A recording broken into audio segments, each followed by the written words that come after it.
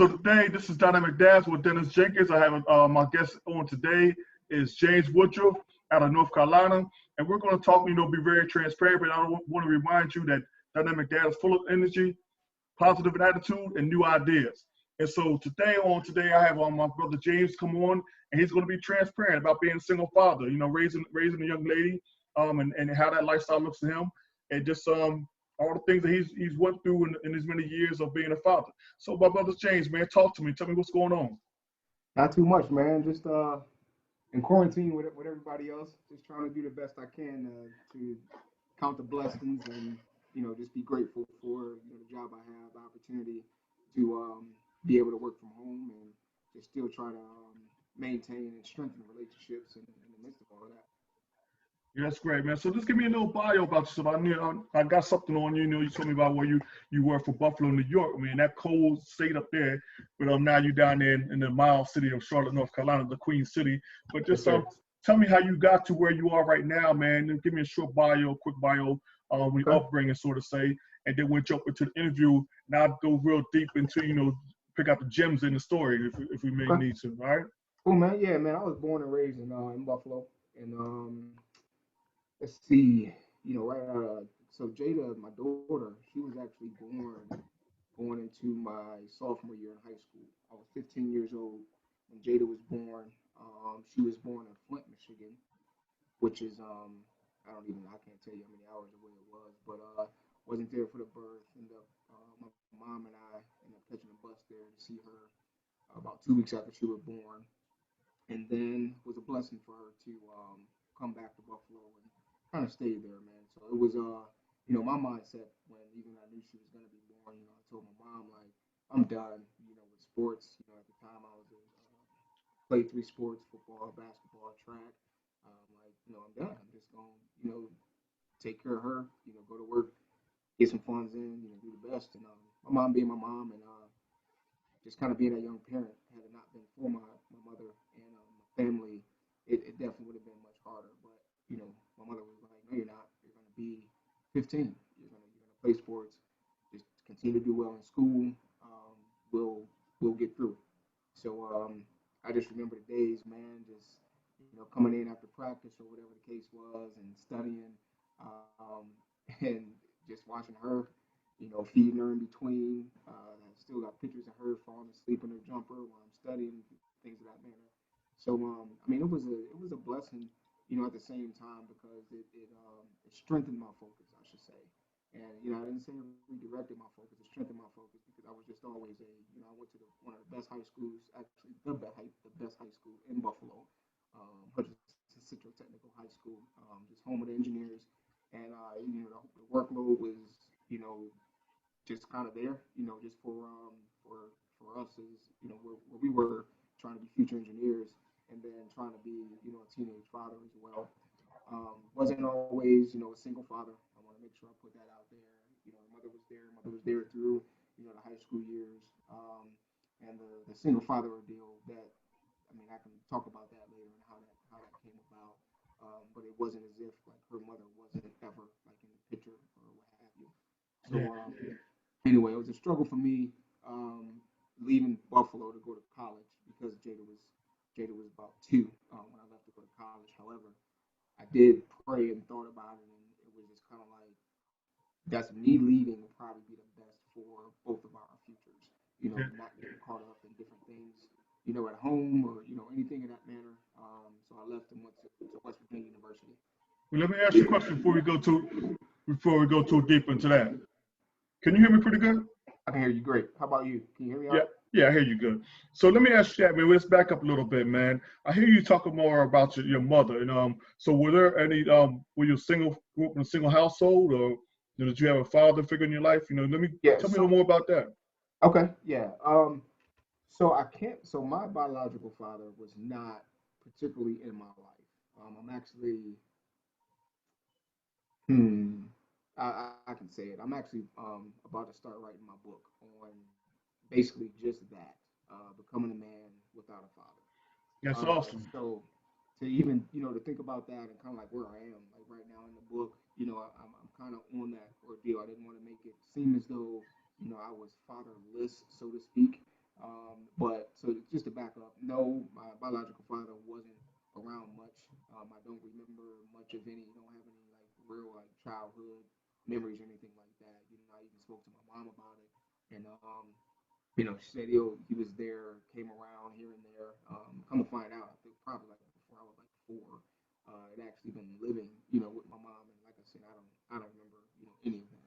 Nonetheless, for the times that I could remember, middle school or high school or elementary school, whatever, it was basically just slim to none.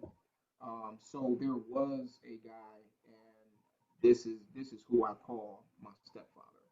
Um, his name is Low, and he was with my mom for years on end, for like since I remember had to be since like 85, 86 when my youngest brother was born, and he was around. But the only thing that I would say to that was why he was present. I guess the stuff that we look at for for fatherhood, like he was none of that. Like, could we depend on him, to kind of like be there? Was he there? Like, Right. yeah, but I can't. It was just more of a presence than anything else. I can't tell you a time that he's disciplined any of us. Grew up with three siblings, an older sister, older brother, younger brother. Um, I, it's it was just there, man. More of a provider.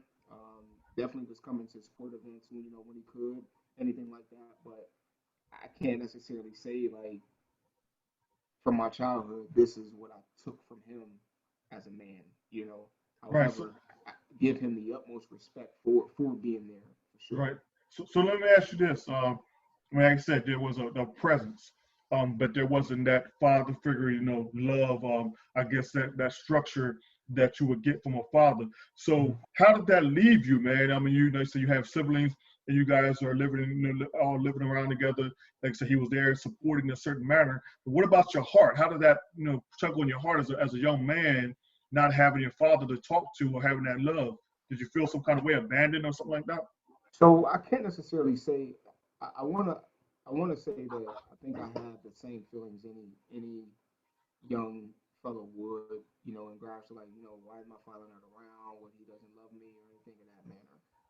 The one thing that I took and I'll continue to just express to other parents or whatever the case is, the one thing my mother always said, I heard her say, was this is to me and my other siblings. We had all four of us had different fathers. All four of them really not in our lives or whatever the case is. The one thing she said that will stick with me forever is you will not disrespect your father. He may not be around, but that's your father, whether you like it or not. Right. And So that's it's right. This will cut you off a little bit. So it sounds like she was a good gatekeeper. We have a partnership with another program called Managers of Moms. We talk about gatekeepers and those women being strong, supportive, positive role models for the women. I mean, for the kids instead of being negative role models. So it Mhm. sounds like your mother being a good gatekeeper, knew the importance of giving you a positive image to take in your life. Correct. And that, yeah, 100%, man. And I mean, with that, it was just kind of like, you come around, you come around. I have a best friend that we've been best friends since we were seven, about 32 years, man. And like his dad was always there. So I'll be lying if I, wouldn't say like, that it'd be great, my dad to come around. I mean, we've played football together since we were seven. His dad was always at the games, and everything. Anytime I go over, his place, dad's there, of course.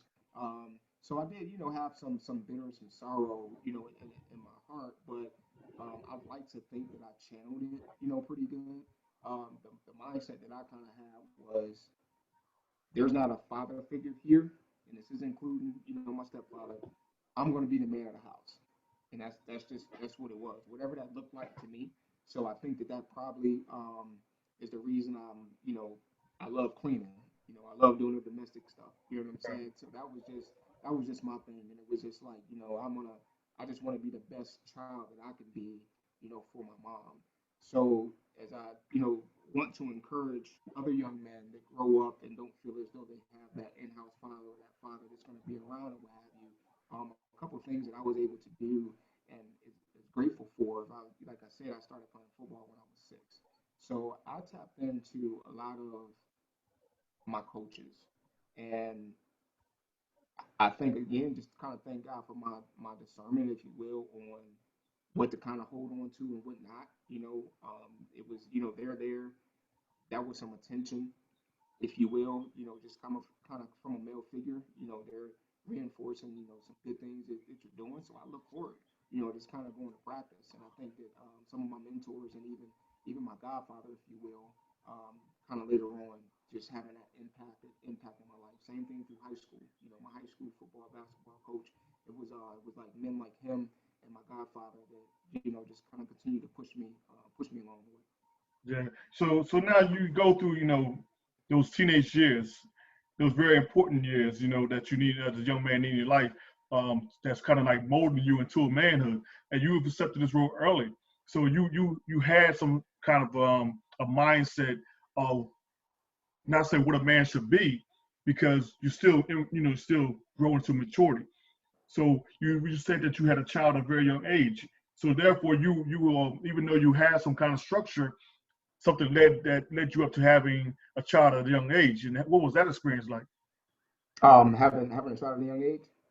Yeah, I mean, you said you're 15 years old was when Yeah, yeah. So how did that experience, it was. change you? Man, I ain't even gonna front. Like it was scary as I don't know what, because it was like what am I gonna do? Like I'm 15, man, and that's why I credit my mom and my family, and not that I know of to this day, but it wasn't along the lines of a browbeating session. You know better. I taught you Right, better. right, Anything like that. You know what I mean? And it was just love. It was like, all right, well, this is what we're gonna do. So I didn't necessarily have to experience, at least from my family. I'm pretty sure it's people in my high school or just people in general, like, what, you had a baby at 15, and all the BS, what I'm saying. But it didn't come from my family, from not that I know of, right. but support. So I think that kind of helped comfort me, quite a bit. And again, just having that mindset that, like, my mom raised me what I felt even at 15, with some great morals and values, and I'm just gonna take this thing head on and just be the man, teenager, if you will, that she's taught me to be, and grow to be the man that she's molded me to be. And I think from a fatherhood standpoint, with the having a lack of a father, to me, my mindset was, I'm just gonna do what he didn't do. I'm Yeah, just gonna, exactly, exactly. I'm gonna be there. I'm gonna create some moments and different things. And I mean, as a parent, whether a young parent or not, we're gonna make some mistakes. We're not gonna have everything right, so to speak, because it's new. And I don't care how old you are. It's new. You can make some of the same mistakes at 30. Having your first child, but Right. it was kind of scary, man. But it also was I like a challenge, and it was also a challenge where it's just like, what, yeah, I got this newborn, or I have this child at a young age, but watch me continue to excel. Watch me excel at the level, academically, behaviorally, athletically, whatever the case is. So I wanted to kind of create a um, a precedent, if you will, that just because you had a child at a young age does not necessarily mean that you can't be great while taking care of your child. Yeah, well, now you're in a small percentage of young men who would think that way, right? Especially in the African American community that's 15 years old. I mean, I'm sure a lot of, I'm not going to discredit a lot of young men out there who find they're going to be a child, be a father at a young age, but that responsibility level. I mean, it may sound good for like the first 6 months, now she's going through that stages of pregnancy, but then when that child hits, those Mm-hmm. first 2, 3 days, they holding them in the arms, and another month come on, and she's like, yo, well, I need some money now. They're like, money? Unless they out in the streets hustling, that's still going to make them responsible. Mm-hmm. They get that money in their hands, and that don't mean they're going to take care of the child. That don't That's mean right. they gonna come around that child 24/7 when the child is sick, when the child needs to be, is at 3 or 4 o'clock in the morning waking up. They're not there with their mother. So you having that, that background that you did, man, what advice can you give these young men who are on that road, who are on that edge, and now they say, I got a child on the way, and I don't know what it looks like. I never seen it in my life. I never seen a father there. I never seen the positive images there. I'm just a kid on the street trying to make it, man. And here I'm trying. How do you do that? Well, like I said, the one thing I gotta say is that I would not have been able to do that, or it would have been a lot more difficult had it not been for than that, then I'm just a bold-faced liar. So I don't want to make it. It wasn't as difficult, so to speak, for me because of that. But even to answer your question, to speak to some of the young men that may not have that type of support.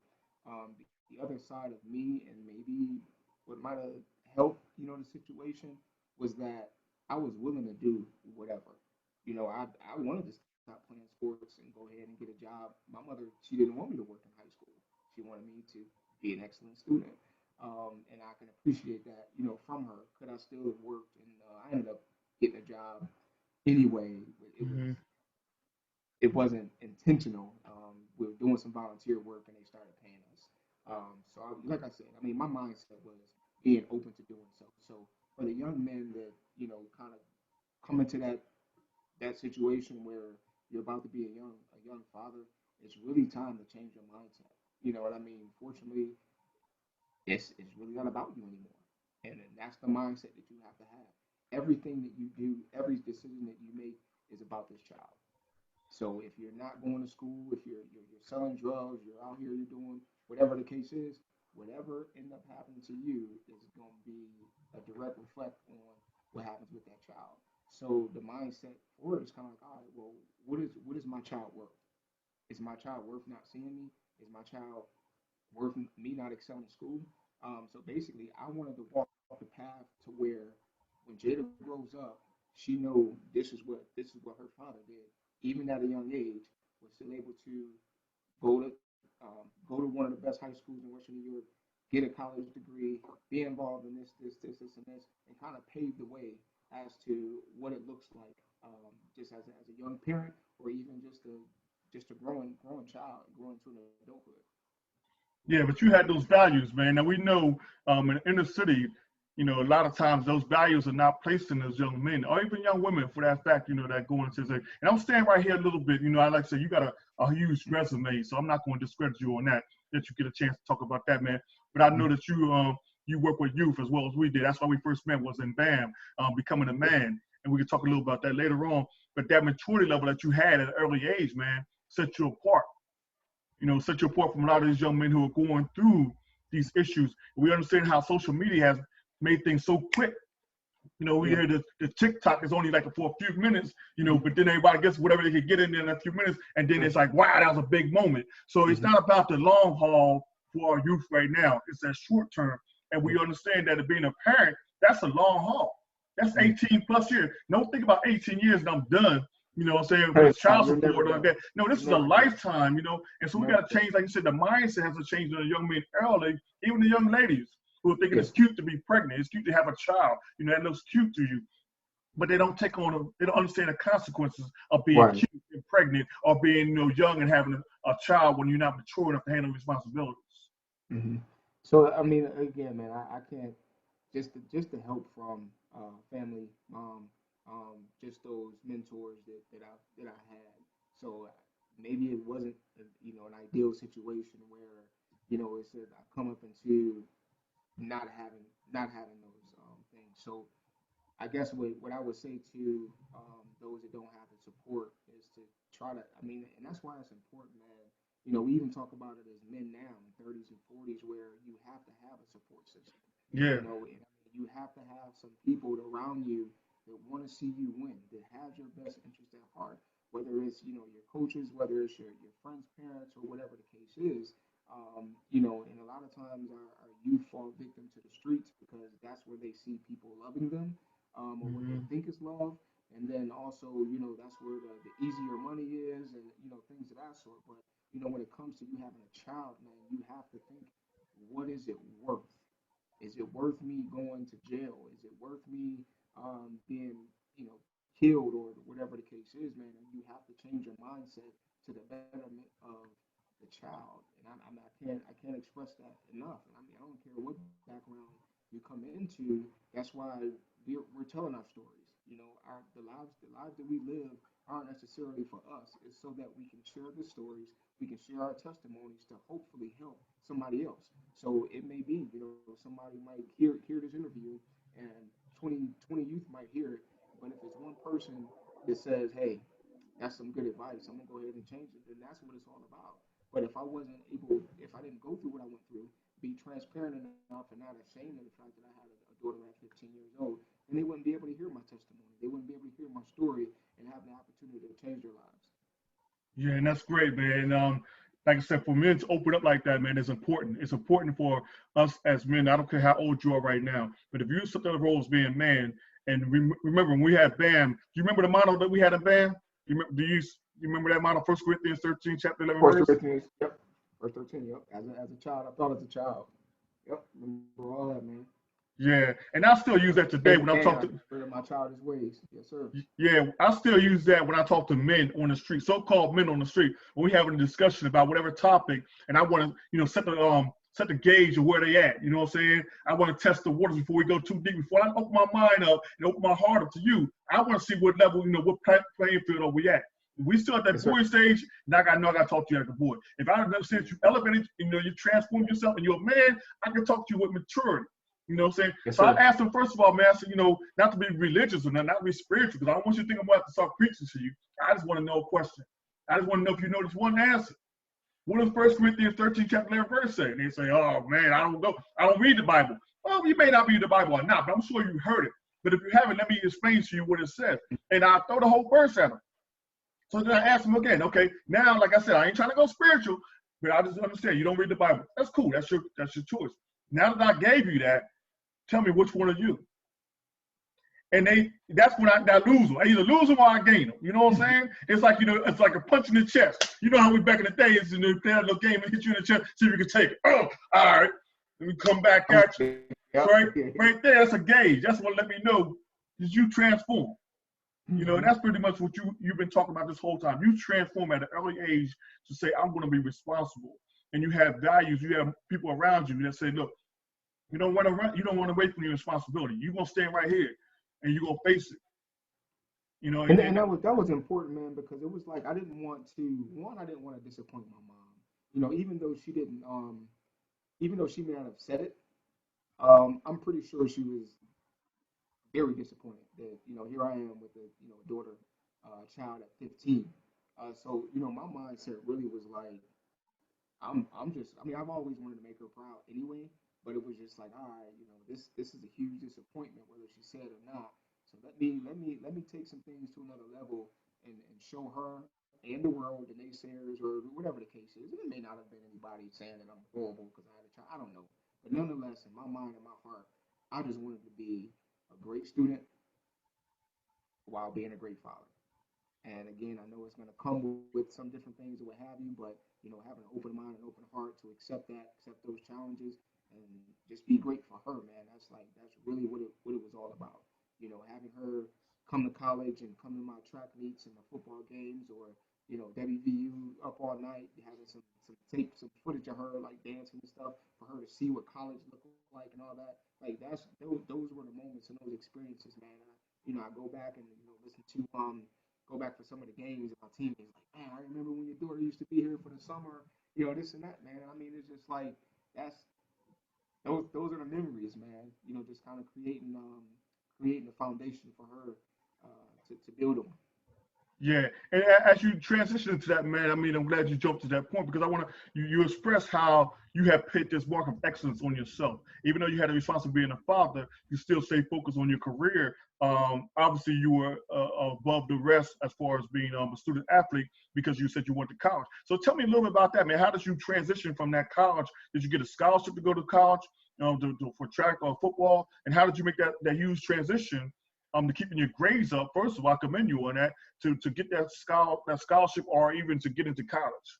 So part of me really wanted to stay home. I wanted to go to University of Buffalo, have a great engineering program, and that's what a lot of the students from my school, my high school, did anyway. It was kind of like segue program, if you will. You're an engineer at Hutch Tech, you can basically get into University of Buffalo. And to be honest with you, there was some. I would have earned some not I would earn some grant money, some scholarships, having been there. But it was a lot of different things with admin, and I wanted to have my college decision by a certain time, and it was a lot of back and forth. So I'd already got accepted to West Virginia, didn't get a scholarship, just knew I was going for engineering, and figured I'll go ahead and walk on. So walking on actually got cut the first time that I walked on for missing a couple practices or what have you. But again, just the competitor and just wanted to be excellent, man. I'm like, I'm having that. I'm gonna try again. And even with that, with the press on, football, being a Division One athlete, it was like I won't even lie to you, man. My position coach at the time came to me and told me that I might have to change my major because engineering was too Wow. demanding, and I might, I had labs from 2 to 5, and I looked him in his face and I said, "Look, man, I'm not even on a scholarship. I'm here because I love the game. I love the camaraderie with the boys. But when it's all said and done, you can't take my engineering degree from me. I might not play football for the rest of my life, but I can be an engineer." He understood it, and we made some arrangements, and just decided to take my classes, certain classes in the spring when they offered them, what have you. But again, it was just that mindset of I'm this young father, but I'm gonna defeat some of the odds. Some of the odds in general, even kind of like even out of Buffalo. A lot of people don't make it, man. I have some childhood friends that are gone, right now. So I mean, being able to exceed that was just an accomplishment within itself. But again, going to college, it wasn't about me. It wasn't about just kind of going there and just making it happen. No, I want to excel. So if my child decides that that's what she want to do, then she has something to look back on. Yeah, and once again, man, it's something great about your attitude, your mindset. I mean, because you got to understand, like you said, you weren't there on a scholarship, and so you was a walk on. So that takes a lot. These guys, they say you're going to Virginia, West Virginia. That's not a small school. That's not you got top ranked guys that's coming in. They said who are drafted, who excelled in their sport. To where now they got NFL pro scouts looking at them right off the bat as soon as they step on the field. But the mindset you had to tell your coach, look, man, I'm here on a reason of getting an education. Because we know once a lot of young athletes, whatever race they are, they get there on that college campus, they're thinking about the NFL. Right. So they just know they're going to get to the NFL. They're not thinking about what could happen to them, they get an injury or anything else. They know I'm going to the NFL. We know the percentage of going to the NFL, those numbers are very low. We got colleges all over the country and all over the world that are trying to get to the NFL. And so for you to say that to your coach, man, what was his mind when you heard just that come out of your mouth? He really didn't say anything. I mean, it was just more like, well, all right, well, I understand. I mean, I learned a lot of things from him too, but he was just a real stern type guy, and I mean, just how I felt. You know what I'm saying? I mean, football has always been secondary. I love it, but it's always Yeah, been secondary, and yeah, I had to prove it at that point. So I mean, I didn't basically just say f this program, but it was more like, look, school's first. I can look at and talk to some of my professors about being able to take some different classes, and then fortunately as a college athlete, the athletes academic programs are our priority, so we get to schedule classes first and all that stuff. So that kind of worked out, in my favor. But I mean, we just discussed, all right, well, here are some of the classes that I have coming up. I may have to miss. I can take these in the spring, to where if I miss anything, it'll be spring ball. But as far as the fall is concerned, we worked some things out to where I was able to take some labs on a Thursday, which was basically like our walkthrough days. So it kind of helped myself, and then I didn't miss much of practice or whatever. So I mean, it was just, I'm pretty sure he didn't think that I was gonna say that, but I don't know. I mean, I think about my life too. yeah. And that speaks volumes, man. Like I said once before, I had earlier today I had a discussion with my mom about that, about how a lot of these young athletes feel privileged. They go to school and they're on their scholarships or whatever, or just get on the team, and they automatically think that they're going to start making the big bucks. And someone would go there, thinking that, and they have nothing to fall back on. Like you said, that he was trying to get you to change your major. But then a lot of times they get these guys coming in and change student athletes to change their major to something that is going to be irrelevant when they get out of school. If they get out, if they get a degree, and they thinking, okay, well, I'm doing this for the best interest of my future. The coach, he knows what he's talking about because he wants me to do better. But in the hindsight, the coach is not thinking about your career after college. Whether you're going to go to school and you're going to get a degree. All he knows is that he's got to build his program up. He's got to keep his roster healthy, and he's got to, make sure his players are performing at their best. And if you're distracted by school, And here we once again we talk about practice, man.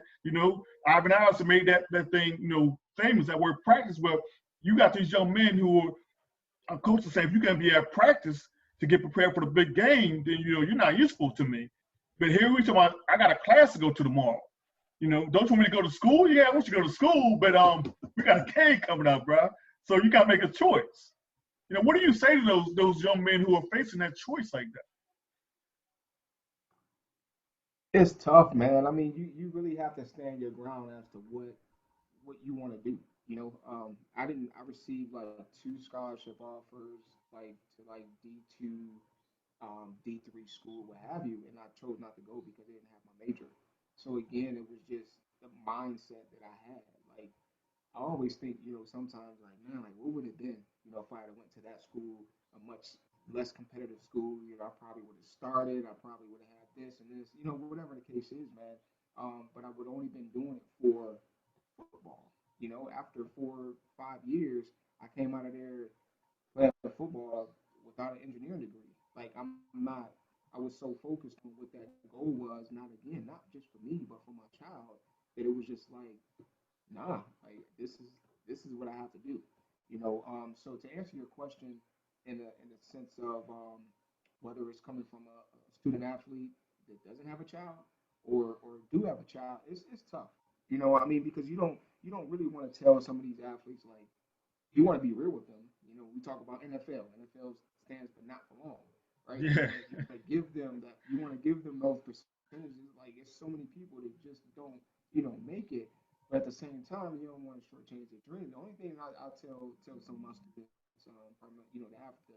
the athletes, is like, look, make sports secondary. And it's not saying, you can't go hard, you can't train, you can't want to be NFL, NBA, track athlete, whatever the case is, but make it secondary as far as where you want to succeed. You should not be dropping grades to get better at a sport. You know what I'm saying? So I mean, I don't. It's tough because you want them to excel. Of course, a lot of athletes think they're better than what they are. hmm Me included. So I mean, it's really just not necessarily telling them what to do, but just dropping that stuff in their spirit that if it does come about, it's kind of like, well, you know what, man, Mr. Dennis, I remember when you told me, to make school a priority. That's what I'm going to do. But you got some of these top tier athletes who are great. Like they know they're gonna make it. You know what I'm saying? So yeah, it's like it's difficult. I mean, it's you still want to tell them the same thing. Get your education, and different things because a professional athletic career is not long. Um, but for those that aren't that great, aren't getting the looks that these top tier athletes are getting, it's kind of like, look, man, like I'm not gonna say you can't make it on some level because you can. However, you have to be school, your education, or trade, if you will. That has to be first. I would have never thought I ended up playing arena football after college for 4 years. I would have never thought. I was playing professional. I mean, that's not high level professional football, but nonetheless, it's football after college. You know what I'm saying? So there's different levels to it, but however, I still was an engineer at the time that I'm playing arena ball. So I still had a career, quote unquote. And then even while playing arena ball, even though it was the lowest level tier of playing arena ball, there was a lot of athletes, a lot of my teammates who really thought that they were going to the league. yeah, And I'm talking some 30-year-olds. Now I played with some guys on a team that actually played in the league. They Super Bowl championship rings. Now they might have been, in a practice squad or just a 53 right. man squad, but they've been there. So just think about the tier of athletes that you're looking at. You're looking at guys who've been in the Super Bowl, bound team. You got guys who've just been in the league in general. You got some D1 athletes. You got some D2 athletes that didn't get a chance to go D1. Some junior college guys. But even at that stage, you got some guys that just still feel like I'm going to get it. Playing arena ball with no career though, Right, right, right, no professional career. Just leaning right. on these, 200, 300, you know, dollar a week checks, and it's just like, bro, like, Come on, man, get it Yes, together. there's more to life than that. And so Yeah. as we venture out to that, man, I mean, here you are, you went through that stage of your life, you're still a father, you're taking care of your child, being responsible in that nature. So tell us to that down. You're a grown man now. Obviously you're in West Virginia, but I don't know if that's where you made transition to Charlotte, North Carolina. But now here you are raising your child on your own. Give us a little experience like that as a grown man raising your child versus being a teenager when you're now going to college. You're on So another I have to, platform. I have to give you go back as to, moving to Charlotte. I'm not gonna give you the whole story. It's so much to it, man. It's kind of unbelievable, but it's nothing. It's nobody but God on how I got to Charlotte, how Jada got to Charlotte, her mother got to Charlotte, and it's just all being there. So nonetheless, day before I got to college, I was actually in a car wreck and broke my neck, all this stuff or whatever. But I was supposed to be I had already got accepted to go to A&T for grad school for architecture from here. So that was the plan. I mean, I had my classes set up. I had some GA ships set up with the athletic department. Like I was ready to go. And then and at the time, just real quick, my last 2 years of school, my mom actually took custody of Jada, and her mom had moved to Charlotte. So while my last 2 years in college, my mom has Jada. After I graduate, I'm at home just kind of rehabbing everything before I go to grad school, and I got a phone call from a job in Charlotte saying, "Hey, we want to give you a job offer." Now at the time, her mother and I, well, her mother, my mom, and her was kind of going back and forth to court on a custody ordeal because she wanted Jada back. So my mother and I agreed, okay, well, she can have part custody, and then well, we can both part time or whatever the case is. So in the midst of all of that, that was with her being in Charlotte and me being in Greensboro at school. Well, afterwards, that's when I got the job offer to Charlotte, and I'm just like, wow, all right. Well, what is long story short? Talk to the family, mom, everybody, and I'm like, well, I'm gonna go to work. I'm not gonna go to school. Um, so end up surprising her mom, surprising them, showing up in Charlotte. They thought I was visiting, and I'm just like, no, I'm living here, whatever. So it's history from there. So in the midst of that, her and I really ever, her mom and I really never had any like bad relationship, type stuff. I mean, it's more misunderstandings, and I mean, it kind of got a little tension like later on, which I'll get into. But it was always this is about Jada, So we agreed we'll do half the week her, half the week me, swap weekends. So we did that for about a good year, maybe year and a half. Um, and it just kind of just kept coming to my heart like Jada needs to be with me, and I couldn't get beyond that. I'm like I have so much to give her as a parent, as a father, to instill in her the morals and values that my mom gave me, and not to take anything away from her mother, but like parenting wise, it wasn't we weren't like always like eye to eye. And I don't want to say that I was better or whatever the case is. We both had our struggles as young parents, but I just was like, man, I need her.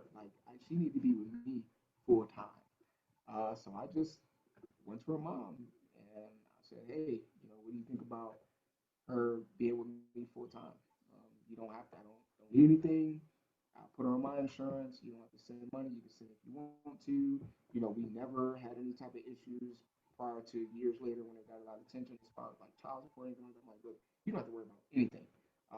You can still see her when you want. You can still see her every other weekend, but just can I have her? Like you've done a lot as far as like when Jada was first born. Through high school, it wasn't just my mom. Her mom was there. She was actually staying with my mom. She ended up getting her own apartment. We're living through that. So she was a parent to Jada. So it wasn't again. She's not like out of the picture. And even when my mom got custody, I'm pretty sure that she still was contributing, the best way that she could. But my pitch was like, hey, like you've had your opportunity to give her what you had, and I just think that I have a lot in store um, to bless her with, as a father. So nonetheless, she agreed, and we just kind of went from there. So it wasn't ever and I just want to make sure I paint the picture correct. It wasn't ever oh, you're just a horrible mom. We're going to court, even though I thought about it, just more so from a legal aspect. I just wanted to do it legally just so it wouldn't be any, tension from that standpoint. But I prayed about it, and it was just like, no, just ask her, to where it's just, it wouldn't, it would. I think if I would like took her to court for it, it probably would have been something. It probably would have came out a little bit worse. But nonetheless, man, it was an agreed upon arrangement, and Jada came with me. Man, we were together full time, and that experience, it was tough. It was tough because you know what she may have been used to being raised like by, with her mom, and again going back and forth, um, week to week and this and that as far as my view on academics and structure and cleaning the house and things like that. It wasn't a lot of stuff reciprocated, so now it's just like this is what she knows. And because it wasn't stuff that she had to do with her mom, she would be rebellious or, have an attitude or whatever the case is, man. So just kind of going through the years.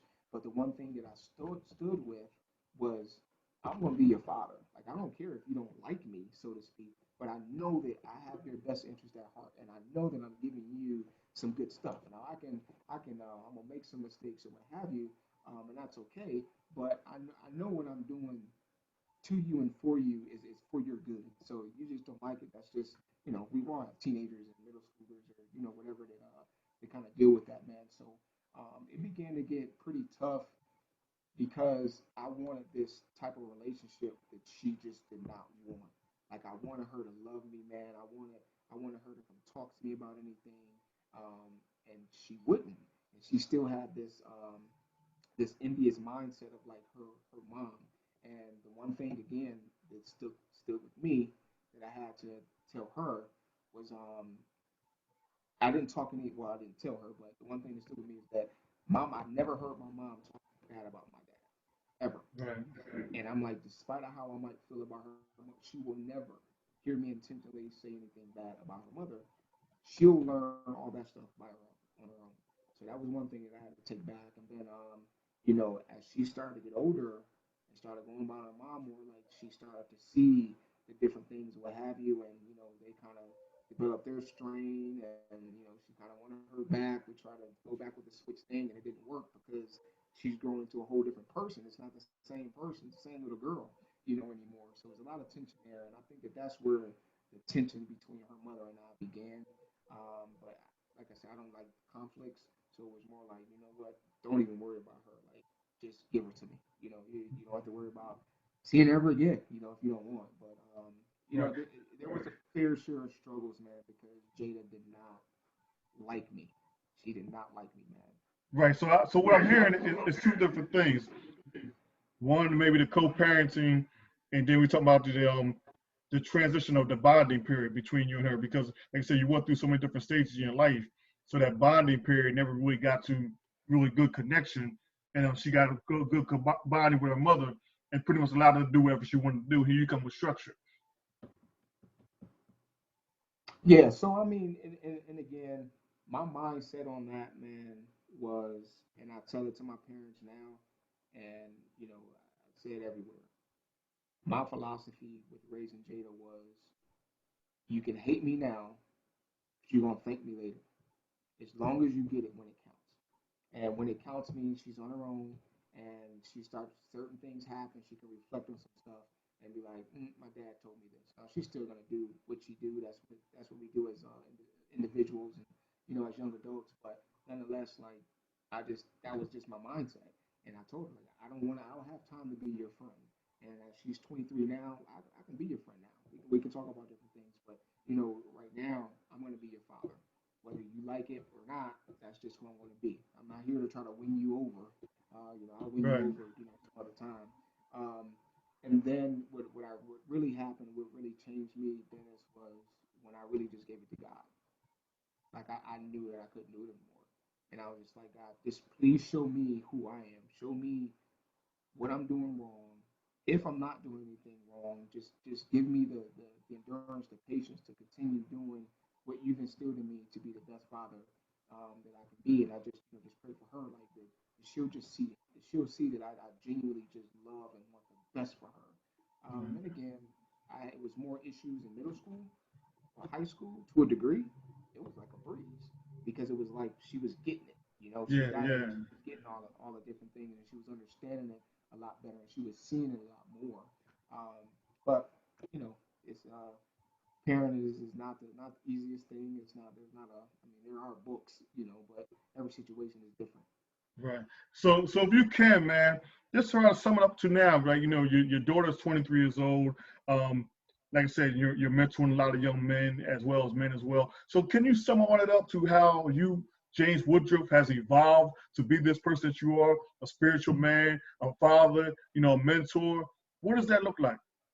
So I would say this, Dennis, man, like Jada and our relationship that we have right now is everything that I pray for. Everything that I pray for, man. And I thank God that I didn't do my own thing and just be like, you know what, forget it. She don't want to listen, then I'm gonna do this and I'm gonna do that. Yeah. You know, I'm gonna just kind of do things my own way. But I continue to lean in on him and just continue the course, man. And like I said, the relationship that Jada and I have right now is exactly what I prayed for, man. Getting those random text messages or cards just to say thank you for the different things that I've done, the perspective that I've given to her, man. Like that's everything. And the one thing that I was keen on was making sure that she had Christ in her life. So the times that she didn't want to go to church, you going to church anyway. And there isn't I don't want to. No, you're going there, and just being able to keep her in the midst of that, man, and kind of see the relationship that she has, her serving in church and with children and everything, man, like that's everything. So as far as the youth is concerned, so I do lead two groups, middle school boys and high school boys, and I call them the chosen ones. And the chosen ones because God has called us. Our scripture is Deuteronomy 14:2, kind of like what Bam's was 1 Corinthians, it was 11:13, 4 and 13. So God has just called us. He chose us to be the salt and be the light of the world and go out and be ministers. And I just want to bring them up to know that all the experiences that they have is to be a testimony to other people. God has chosen us. God chose me for them. And I just want to be a positive role model there for them to see some consistency. Just to be there for them where they know that someone other than their parents, other than their family, loves them, going to hold them accountable, going to make them be responsible, going to provide them some structure, going to support them. Whether it's chess matches, whether it's track and these football games or what have you. If I could make it, I'm going to be there so that you see that there's somebody else out there. There's a man out there that love you. I want to teach them love. There's not a time where those boys come to my place or we're meeting where I don't hug them to greet them. I don't hug them as they're leaving, or I'm telling them that I love them. And that's the one thing that men in general that we miss. That we missed, in our upbringing, is men saying "I love you." Like that was like gay, if you will. Right. It's like, nah, that's not, don't tell me that, man. Like, you gay or something. Like no, like that's the love, and that's the thing that we miss. So a lot of the stuff that I try to instill in them are some things that maybe I didn't have from a father standpoint, and then also what I did have from my mentors, whether it's football coaches, teachers, like I said, my godfather who was my football coach, but just basically giving back in a manner that it was given to me when it comes to my boys. So just trying to be consistent, and that's the one thing that a lot of our youth is missing is the consistency of a male figure. Now, our youth and our black youth. Now, I do have um, Caucasian students as well, but nonetheless, it's still missing, in some sense. And the majority of my students don't have an active father, in their life. Again, if I gotta stand in that gap, I'm gonna stand in that gap. If I'm gonna be the one that's there at graduation, then I'll be the one there at graduation. And I just pray and hope the same thing with my daughter is that it's something that they get from the group, even if it's just one thing. I don't know. I don't care what it is, but they remember the chosen ones as they're coming up and becoming young men. So that transition to something else that I didn't want to do, Dennis. And back in October, I started a father support group, and I did not want to do this because I'm just like, God, I don't have time, you know. You know, I got my middle school boys on Monday, my high school on Tuesday. I have my own men's group on Wednesday. There's another group I go to every, last Thursday on Thursday, last Thursday of the month on Thursday. Friday, I just want to chill. Saturday, I'm back in another meeting. I don't have time. So ended up putting on my heart certain a couple things ended up coming and just like, man, like why not? Like we have, and it's not about my group, so to speak, but I understand that there can be fathers out there that just kind of struggling and don't know where to turn. And oftentimes it's because we're so prideful. We're so prideful. We don't want to be transparent. We don't want to be open. And I just wanted to create a safe place where fathers can come and just kind of put it all out there. And as I always tell the guys, this is not my group. This is our group because there might be a father that come in here that has an experience that I can't help him with because I've never been through it. But you can because you've experienced it, and that's what it's about. Whether you're coming to give support or you're gaining some support, that's what I want to have. And I just want to have some a place where fathers can come and just know that they're gonna just get unsolicited support, encouragement, motivation. I had a guy. He been at every single meeting when we Right. first started and did not even have a child yet. Child was Wow. just born in April. And I'm like that's the type of stuff. And I mean, he's still gonna go through his struggles. His first child, he's still gonna go Mhm. through his struggles. But yet, there's some jewels and some nuggets and things that may have been, deposited on him from the group that he can use in his fatherhood. Yeah, and that's awesome, man. That's awesome. And I just want to continue to say, man, keep doing what you're doing. I mean, that's in your heart to do. So it's your passion. So you're going to do it regardless. Whatever thing's going on around you, you're going to still do Sir. that. And that's something that Dynamic Dads, that's what this platform is about. It's not just about dads, but it's about the youth as well. And the reason why I started this was to elevate, to encourage, and to empower, fathers to be involved in their child's life, to give them the resources they might need, but also just to, allow them to be transparent. A lot of times you said men have a hard time expressing their emotions, have a hard time communicating to that young man or a young child just how they feel. And so that's what this whole platform is about, man. It's allow men to come on and talk about this who was dynamic in their life, but more importantly, to say to you right now, man, you are a dynamic dad, brother. I don't care what nobody else says. I don't Appreciate care that, what brother. you may think, being humble that you are a dynamic dad, brother. You've come to a lot from a single parenthood, whether young or now that you're old and you're still single parent, whatever that case may be. Just understand positive attitude, full of energy, and new ideas. That's what makes a dynamic dad. And so that's the reason why I called upon you, asked you would you come on here to do this interview, because I wanted to let you share your story from beginning to end, bro, because I knew you had a story in you. We didn't talk much about this when we was at band, so I didn't know much about your life story. I hear a few things here and there when you come and be transparent on Facebook about the journey that you went through and your accident and how God has blessed you to have this opportunity in life again because He knew He had a lot still in you. Mm-hmm. You had to pour it out, and God was not going to allow that to be wasted because that situation. That situation didn't define you, but yet it elevated you to say, God, I know my purpose. I want to know what my purpose is in life, and so. Um, Always you had this mindset that you was going to be above and beyond others, and so continue to do what you do, man. I say I can't say it enough because once again, men do not express their emotions to other men, but we need that encouragement. Mm-hmm. So we need that support. And I hopefully with your the program that you have with the men and with the young men that they're understanding that, and that they're taking this with them as they go each and every day till Right. they come to a point of being a manhood, and that's also being adults to maybe when they become a father, that these are tools that they have in their bag, so to say, that they can pull out and use on. And now some other man say, look, I don't need this tool anymore, but here you go.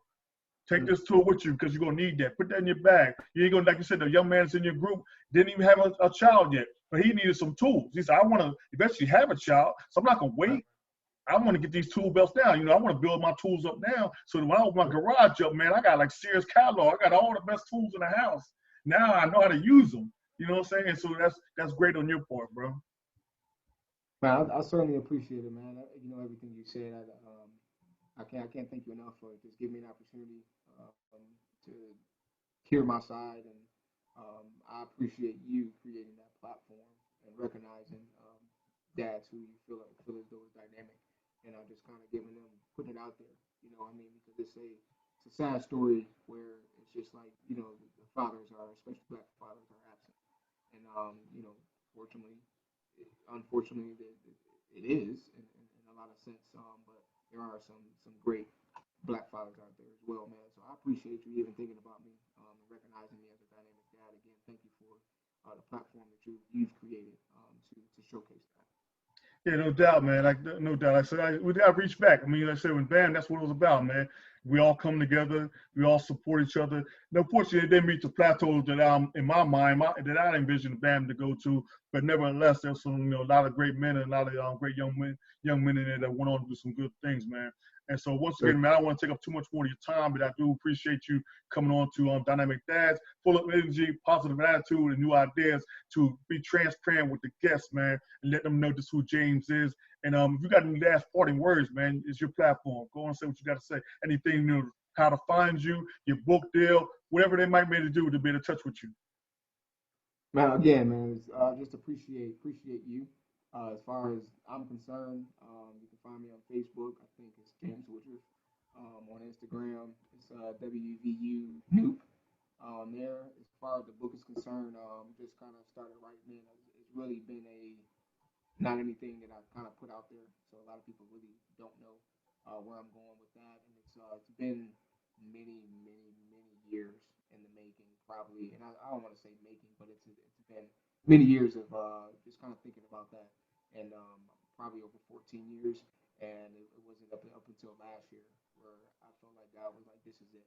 I didn't want to rush into it because I didn't feel as though, you know, I've had all of what I needed to put into it to make it what it is. But that should be coming up soon. I hope to maybe finish it this year and maybe bring it out next year or so. But yeah, so we'll see, man. And again, man, just thank you for the opportunity. And if you're a dad out there that's rocking, keep rocking, bro. Keep being dynamic, and bring up some others to do the same. Yeah, I got one last question to ask you, man. So, are you on your verge of being in the ministry? Is that your next level, or is that's just you're still in engineering part? No, I don't. I'm laughing because I've had that question before. But no, I mean, I'm still looking at the industry of kind of engineering and construction, so to speak.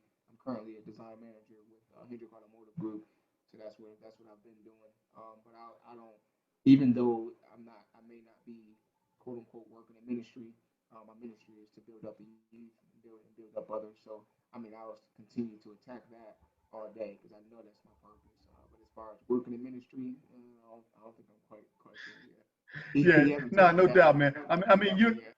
yeah, you're a disciple, and you're gonna continue to do what you do, man, and keep on pressing, man, and let God continue to lead you, man. I mean, I was talking as far as being up there and getting your ministry of doctorate, so that you're on a platform to where you're speaking to the Uh, masses and the youth. I mean, we're gonna touch base on that a little later on. We got a lot in this in a lot of different ways, man. Maybe we get together some different retreats, and we could let that ministry side come out of us. You don't have to be necessary on that stage behind that podium, but God has called us, to do some great things in his youth life, man. So I want to next time I'm here in mhm. Arizona. So hopefully, maybe Arizona, North Carolina, you guys come out here and do a camping trip, something like that, or we could do some things here because, like I said, Dynamic Dads is not just for the men; it's for the youth as well. And so I Oh have a mentoring program. I'm going to actually, be doing some things in with my 501. That's why I'm waiting for everything to be started with that. Now with this COVID thing, it's kind of like set things back. But we will touch base once again, man. Maybe continue by virtual, but hopefully one day in person and do some activities out here in Arizona. So it's sure thing. open invite to come back on Dynamic Dads, virtual reality. Also open Sure. invite to come out here in Arizona, man. Enjoy this nice weather we got here. It's like 95 degrees a day, but I ain't trying to sweating right Bruh. now in my house. Hey, yeah, you can keep it. I don't do heat, man. We're 80 something right now, and it's hot here. But you can give me about 70, 75. I'll take that all day. All right, man. I appreciate you once again, man. You have a great night, man. And we'll Sure. talk soon, brother. All right, you gotta take it easy, bro. All right, thanks.